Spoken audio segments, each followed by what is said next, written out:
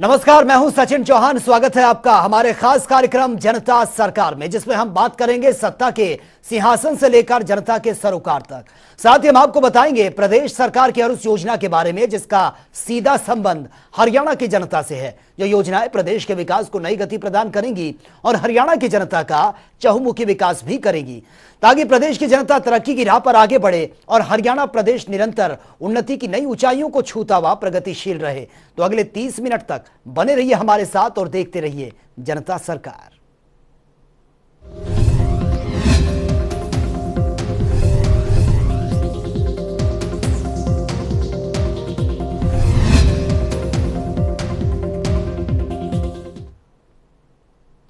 हरियाणा के विकास की चर्चा आज देश भर में हो रही है। प्रगति और उन्नति के पथ पर बढ़ रहे हरियाणा में जहां मुख्यमंत्री मनोहर लाल पारदर्शिता के साथ प्रदेश को विकास के पथ पर आगे लेकर जा रहे हैं, वहीं हरियाणा के युवा भी कदम से कदम मिलाकर विकास की ओर लगातार आगे बढ़ रहे हैं, जिसकी तारीफ प्रधानमंत्री नरेंद्र मोदी ने खुद की है। यह रिपोर्ट आप देखिए।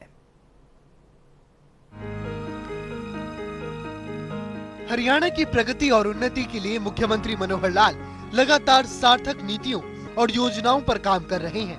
पिछले 8 सालों में मुख्यमंत्री मनोहर लाल ने कुशल नेतृत्व से हरियाणा की तस्वीर को बदलने का काम किया है। आज देश भर में मुख्यमंत्री मनोहर लाल के कुशल नेतृत्व और हरियाणा प्रदेश की तारीफ हो रही है। प्रधानमंत्री नरेंद्र मोदी ने भी अपने मन की बात कार्यक्रम की 98वीं कड़ी में स्वच्छता कार्यक्रम से जुड़े हरियाणा के दुल्हेड़ी गाँव के युवाओं का जिक्र किया।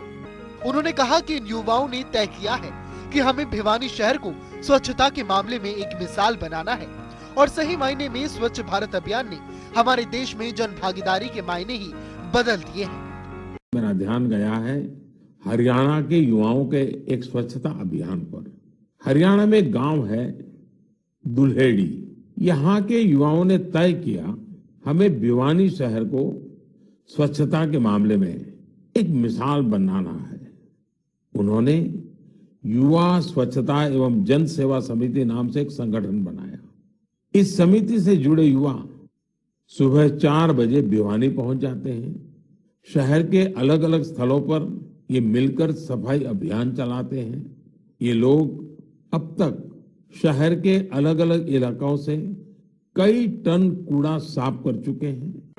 हरियाणा के विकास को गति देने के लिए दुल्हेड़ी गांव के 3 युवाओं ने 3 साल पहले गांव को साफ सुथरा बनाने का बीड़ा उठाया था और अब युवाओं की इस टीम में 60 से ज्यादा भी युवा जुड़ चुके हैं, जिनके प्रयास से गांव साफ सुथरा नजर आने लगा है। युवाओं के इस कदम ने गांव के लोगों में भी स्वच्छता के प्रति जागरूकता बढ़ी है। मुख्यमंत्री मनोहर लाल ने भी करनाल में मन की बात कार्यक्रम का प्रसारण देखा, जहाँ स्थानीय लोग भी भारी संख्या में मौजूद रहे। पीएम मोदी के इस कार्यक्रम के बाद मुख्यमंत्री ने बताया कि इससे प्रेरणा लेकर हरियाणा के विकास को गति दी जा रही है, जिससे नागरिकों का जीवन खुशहाल हो रहा है। जैसे हम सब ने देखा है कि आज प्रधानमंत्री जी की मन की बात का 98वां जो एपिसोड है वो आज चला है और इसके साथ ही एक बहुत बड़ी लंबी श्रृंखला, जैसा बताया गया कि 1-2 महीने के बाद 100वां जो एपिसोड होगा उसमें भी बहुत बड़ी प्रेरणादायक बातें वो करेंगे।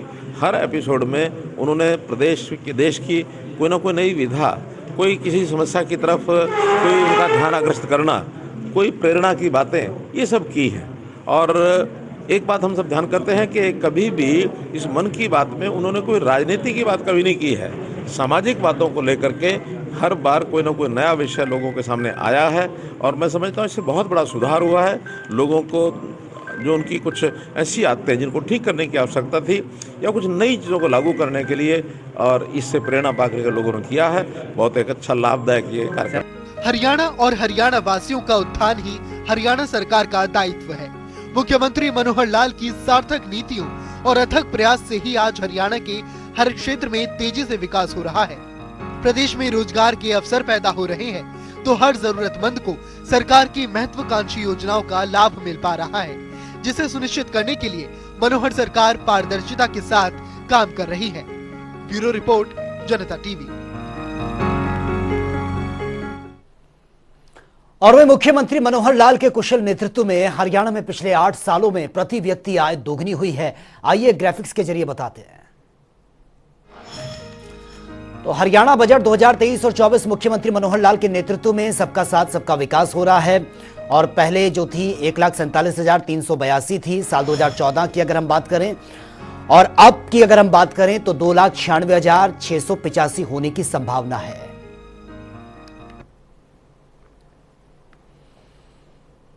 और में हरियाणा को विकसित राज्य के रूप में स्थापित करने की दिशा में बढ़ रहे मुख्यमंत्री मनोहर लाल ने न केवल विकास की दृष्टि से हरियाणा को नई पहचान दिलाई, बल्कि पारदर्शिता के साथ नागरिकों को सुविधा प्रदान करने के साथ ही भ्रष्टाचार पर भी लगाम लगाई है। जीरो टॉलरेंस की नीति पर काम कर रहे मुख्यमंत्री मनोहर लाल ने प्रदेश में ई गवर्नेंस को भी सुनिश्चित किया है। ये रिपोर्ट आप देखिए।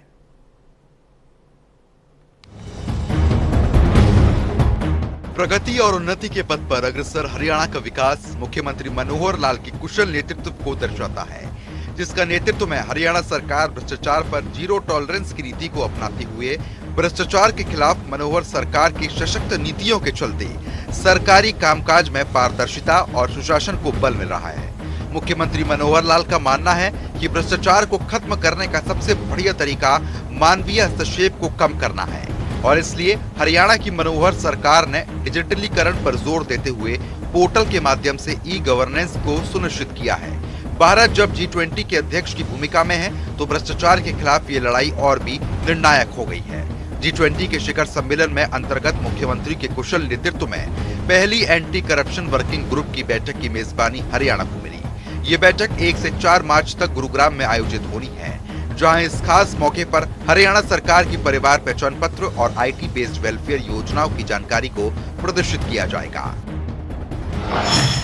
भ्रष्टाचार पर लगाम से पारदर्शिता और सुशासन को मिला बल। डिजिटलीकरण पर जोर देते हुए पोर्टल के माध्यमों से ई गवर्नेंस। भ्रष्टाचार पर लगातार प्रहार कर रहा एंटी करप्शन ब्यूरो। नागरिक सेवाओं के ऑनलाइन होने से भ्रष्टाचार पर लगी लगाम। सुशासन की दिशा में महत्वपूर्ण दस्तावेज बना परिवार पहचान पत्र। नागरिकों के हित में मनोहर सेवाओं का तुरंत लाभ सुनिश्चित करने के लिए मुख्यमंत्री मनोहर लाल के मार्गदर्शन में राज्य सरकार ने परिवार पहचान पत्र जैसी महत्वाकांक्षी योजनाओं को लागू किया है, जिससे कोई भी नागरिक ऑनलाइन माध्यम से घर बैठे ही सरकारी योजनाओं और सेवाओं का लाभ उठा पा रहा है। हरियाणा को तेजी से विकास के पथ पर आगे लेकर बढ़ रहे मुख्यमंत्री का मुख्य पेपरलेस, फेसलेस और पारदर्शी व्यवस्था स्थापित कर नागरिकों को राहत प्रदान करना है। अधिकतम शासन, न्यूनतम सरकार के अपने सिद्धांतों पर चलते हुए मनोहर सरकार ने हरियाणा में नागरिक केंद्रित सेवाओं को ऑनलाइन किया है। साथ ही BPL परिवारों को ऑनलाइन राशन कार्ड देने की कवायद शुरू की है, जिससे कि अब नागरिकों को राशन कार्ड बनवाने के लिए विभागों के चक्कर लगाने की जरूरत नहीं पड़ती, क्योंकि परिवार पहचान पत्र के माध्यम से बिना आवेदन किए ही ऑटोमेटिक पात्र परिवारों को राशन कार्ड ऑनलाइन मिल रहा है। हरियाणा को एक विकसित राज्य के रूप में स्थापित करने की दिशा में बढ़ रहे मुख्यमंत्री मनोहर लाल ने हरियाणा में किसानों की सुविधा के लिए ऑनलाइन जमीन की फर्द सेवा शुरू की है, जिससे किसान जामबंदी की डिजिटल हस्ताक्षर युक्त फर्द पोर्टल से आसानी से ले पा रहे हैं। हरियाणा सरकार के इस मनोहर कदम में राज्य में कामकाज में न केवल पारदर्शिता आई है, बल्कि भ्रष्टाचार पर भी प्रहार किया गया। इसके अलावा सरकार राज्य में हरियाणा इंजीनियरिंग वर्कर्स पोर्टल भी चला रही है। विकास कार्यों को गुणवत्ता पूर्वक और समय पर करवाने के लिए इस पोर्टल की शुरुआत की गई है। इससे पूरी टेंडर प्रक्रिया पेपरलेस और पारदर्शिता के साथ होगी। हरियाणा के विकास को गति दे रहे मुख्यमंत्री का मानना है कि भ्रष्टाचार एक बहुत बड़ी बुराई है, जिसे खुद से भी दूर रखना और देश को भी दूर रखना है। इसलिए एंटी करप्शन ब्यूरो का भ्रष्टाचार पर प्रहार लगातार जारी है। पिछले 8 सालों में मुख्यमंत्री मनोहर लाल की नीतियों और योजनाओं पर काम करते हुए हरियाणा को न केवल विकास की दिशा में तेजी से आगे बढ़ाया है, बल्कि देश भर में हरियाणा की मनोहर पहचान को भी कायम किया है।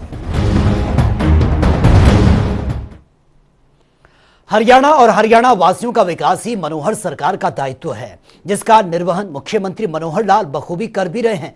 हरियाणा के विकास को गति दे रहे मुख्यमंत्री मनोहर लाल ने इस दिशा में एक और अनूठा प्रयोग किया है, और इसके तहत पूरे हरियाणा में जिला स्तर पर जनसंवाद कार्यक्रम आयोजित किए जा रहे हैं, जहां पर मुख्यमंत्री मनोहर लाल आम जन की समस्याओं को सुनने के साथ ही समाधान भी सुनिश्चित कर रहे हैं। यह रिपोर्ट आप देखिए।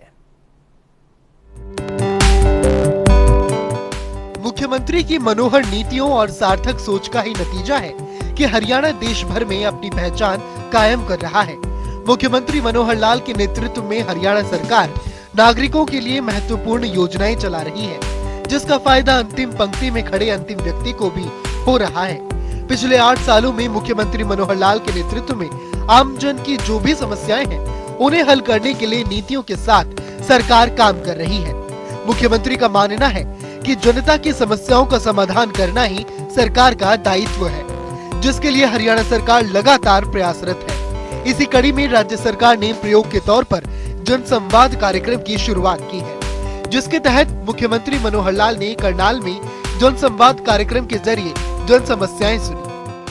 जब एक आह्वान किया जाता है सब लोगों को, तो छोटी बड़ी सब समस्याएं लोग लेकर के आते हैं, ट्रांसफर से लेकर के, फिर किसी का पुलिस केस है, तो किसी का परिवार पहचान पत्र की शिकायत है, किसी का जमीन का बंटवारा है, किसी का घरेलू झगड़े हैं, भाइयों के झगड़े हैं। अब एक व्यक्ति इस लेवल का भी आया कि जी मेरा रिश्ता कराने के लिए किसी ने पैसे ले लिए, बाद में पैसे लेके चला गया, मेरा रिश्ता भी नहीं हुआ और पैसे भी ले गया। तो अब हर तरह की जनता है, नानक दुखिया सब संसार, लेकिन फिर भी हम चूंकि बहुत सी जिम्मेदारी अपने ऊपर लेते हैं कि जो समस्याएं हमारे हल करने लायक है सब करेंगे, और उसमें भी यदि कोई ऐसी लॉन्ग पेंडिंग कोई ऐसी प्रॉब्लम है जिससे हमें कोई पॉलिसी बदलनी पड़ेगी, कोई नियम बदलने पड़ेंगे, तो वो भी करेंगे।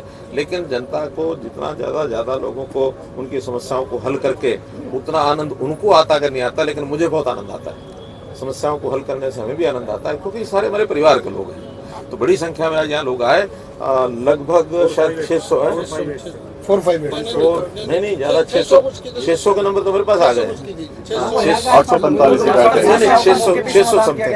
600 समथिंग। हाँ, लेकिन वो हर तरह की हैं, जितनी मौके पर समाधान हो सकती है उतनी की हैं, जितनी हम अपने पुलिस विभाग को दे सकते हैं उनको दी हैं, ताकि उनसे बुला करके बैठ के करेंगे।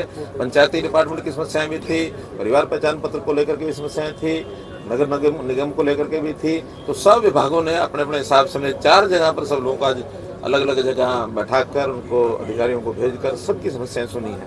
कोई व्यक्ति ऐसा नहीं बचा जिसकी समस्या सुनी नहीं गई है। जो ऐसे विषय हैं हमको चंडीगढ़ में जिनको हल करना है, उसके भी कागज मैं चंडीगढ़ लेकर के जाऊंगा और सब विभागों को डिस्ट्रीब्यूट हो जाएगा, वो काम करके भेजेंगे।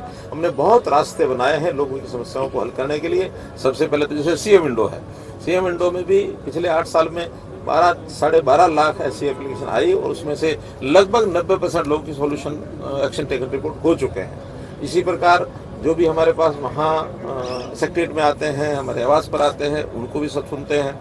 अब मैंने जिलों में जा करके इस प्रकार के बड़े जनसंवाद के कार्यक्रम ये शुरू किए हैं। तो आज ये मेरा 5वां जिला है, 5 जिले हो गए, बाकी जिलों में भी इसी प्रकार से जा करके, और एक जिले में पूरा दिन लगा के 4-5 घंटे इस काम के लिए मैं रखता हूँ, ताकि सब अधिकारी, वरिष्ठ अधिकारियों को बुलाते हैं।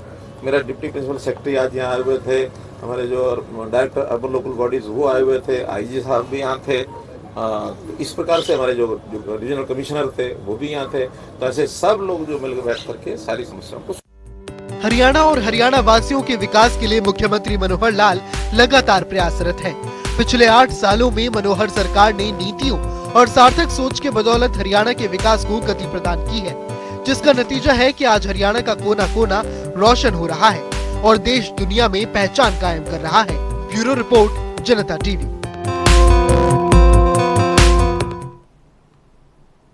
हरियाणा सरकार प्रदेश में बागवानी को बढ़ावा दे रही है और इसी कड़ी में बागवानी फसलों के लिए उत्कृष्टता केंद्र स्थापित किए जाएंगे।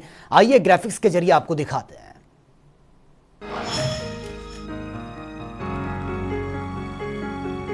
सरकार यहां पर स्थापित किए जाएंगे बागवानी फसलों के नए उत्कृष्टता केंद्र पंचकुला, पिनगवा और मुनीमपुर में।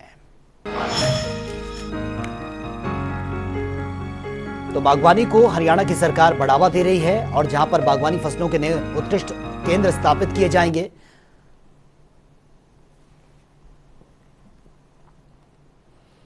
और हरियाणा वो प्रदेश है जिसकी गिनती देश के अग्रणी राज्यों में की जाती है। हरियाणा की यह छवि वर्तमान शासन में और ज्यादा मजबूत हुई है, क्योंकि यहां के नागरिकों और व्यवस्था के बीच सुगमता के वो रास्ते गढ़े गए हैं, जहां से होकर नागरिकों को उन तमाम कल्याणकारी योजनाओं और सेवाओं का लाभ प्राप्त हो रहा है जिसके वो हकदार भी हैं।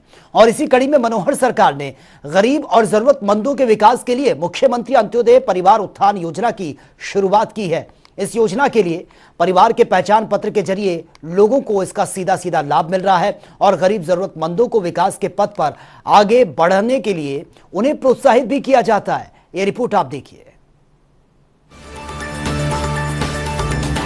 हरियाणा के मुख्यमंत्री मनोहर लाल के कुशल नेतृत्व में हरियाणा प्रदेश विकास के पथ पर अग्रसर हो रहा है। मुख्यमंत्री का सोच है कि योजनाओं का लाभ प्रदेश के हर एक नागरिक तक पहुंचे। इसी कड़ी में हरियाणा के मुख्यमंत्री मनोहर लाल ने मुख्यमंत्री अंत्योदय परिवार उत्थान योजना की शुरुआत।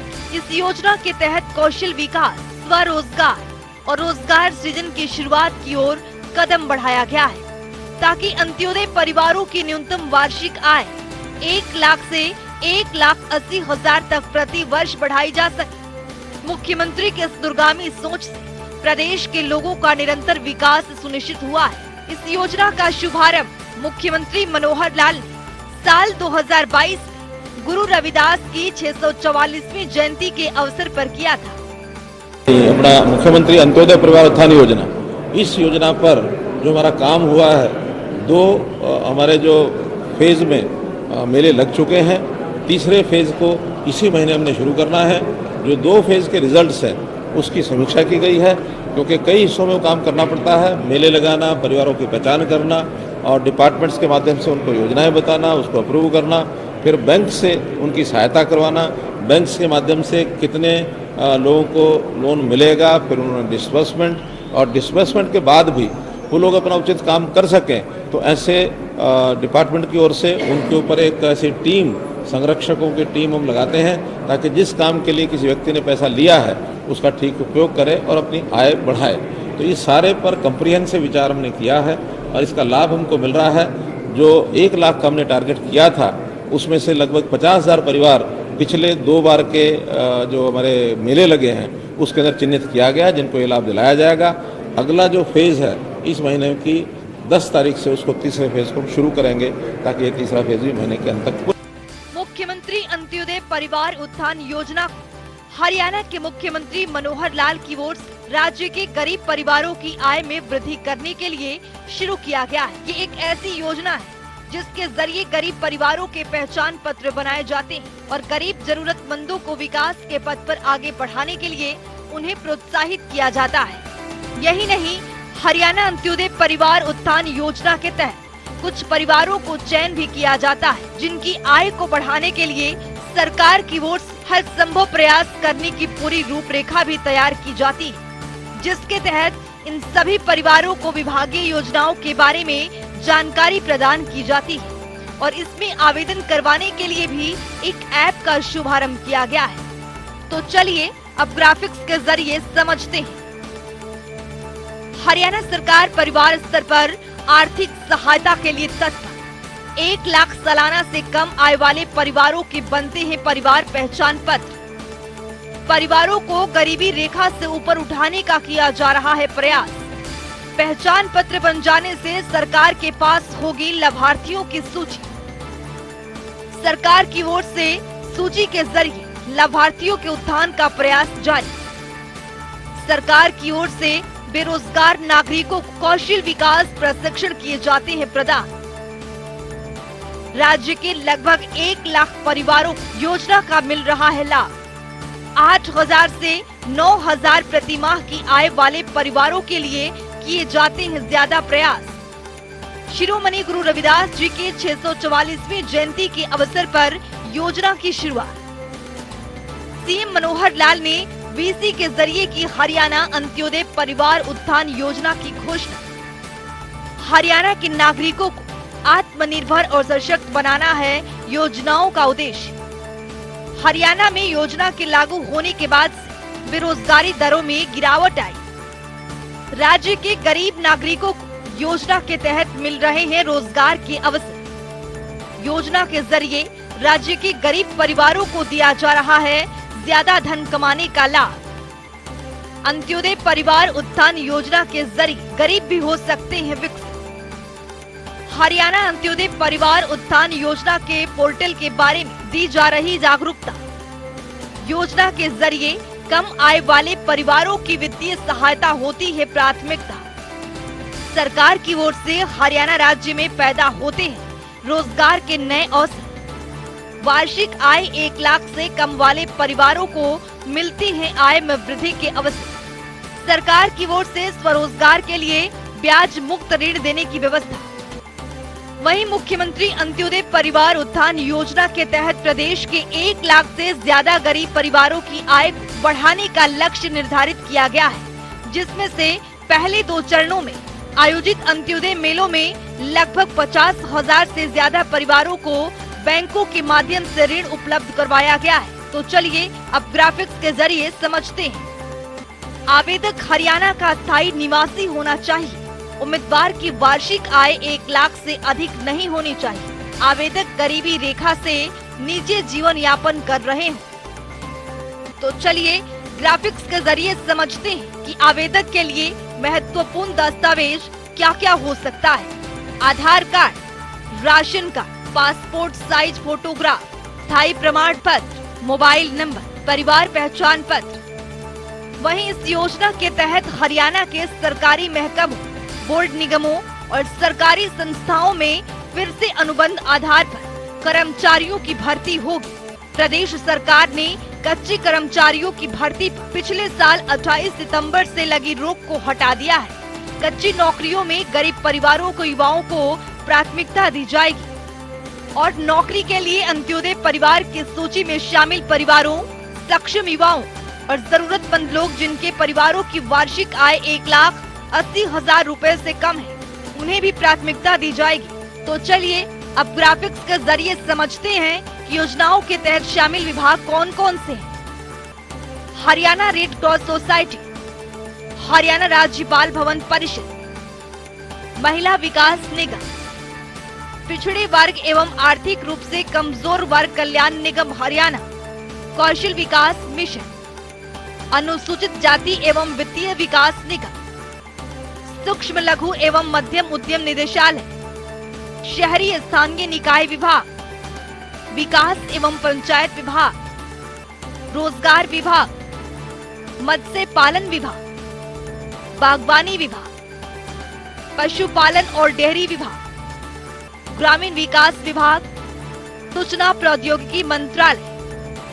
वहीं हमारे देश में काफी ऐसे लोग हैं जो आर्थिक स्थिति कमजोर होने के कारण अपना जीवन अच्छे से यापन नहीं कर सकते और ऐसे में उन्हें काफी कठिनाइयों का भी सामना करना पड़ता है। इसके चलते मुख्यमंत्री मनोहर लाल की ओर से हरियाणा अंत्योदय परिवार उत्थान योजना का आरंभ किया गया है। इस योजना के माध्यम से गरीब जरूरतमंदों की जीवन स्तर ऊपर उठाने में काफी हद तक राहत मिलेगी और उन्हें विभिन्न प्रकार के रोजगार के अवसर भी प्रदान होंगे। ब्यूरो रिपोर्ट, जनता टीवी। और वही वीर सावरकर की पुण्यतिथि पर मुख्यमंत्री मनोहर लाल ने ट्वीट कर उनको नमन किया। क्या कुछ ये ट्वीट किया गया है, आइए आपको दिखाते हैं।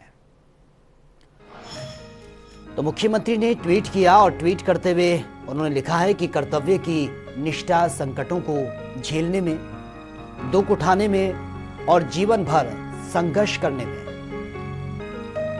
समाविष्ट है। यश अपयश तो मात्र योगा योग की बातें हैं।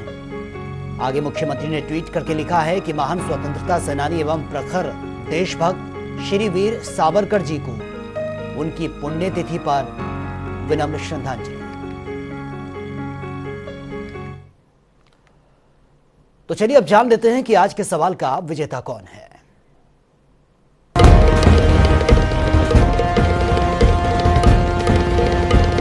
तो बात अब आज के विजेता की। जैसा कि आप जानते हैं, हर रोज एक नया सवाल पूछते हैं और सही जवाब देने वाले के नाम और तस्वीर अपने टेलीविजन स्क्रीन पर दिखाते हैं, साथ ही उसको उपहार भी देते हैं।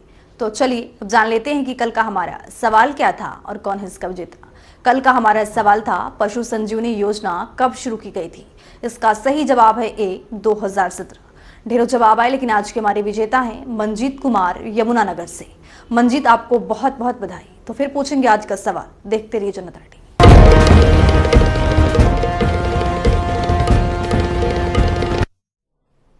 तो चलिए वक्त हो गया है आज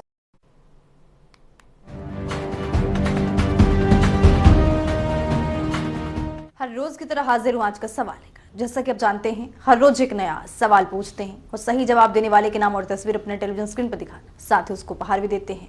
तो चलिए अब नजर डालते हैं आज के सवाल पर। हरियाणा में जल जीवन मिशन योजना की शुरुआत कब हुई थी?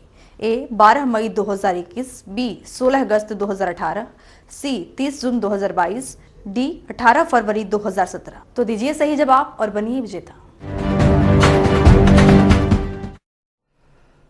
तो फिलहाल इस खास कार्यक्रम में इतना ही, लेकिन तमाम खबरों के लिए आप बने रहिए जनता टीवी के साथ। नमस्कार।